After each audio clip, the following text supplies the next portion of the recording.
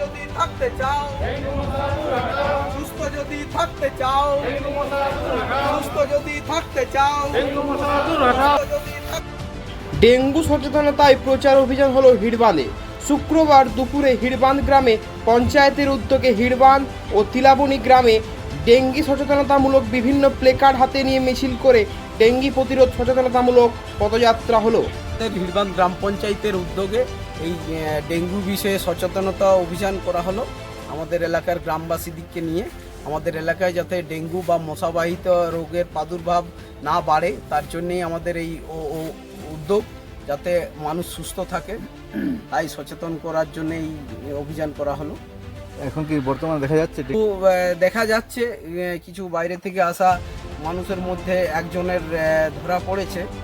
তো আমাদের চারদিকে আমাদের যে বিআরপি ভিসিডি টিম প্রত্যেকটা গ্রামে গ্রামে ঘুরছে, ডেঙ্গু বিষয়ে সচেতনতা অবলম্বন করার জন্য মানুষকে বলছে।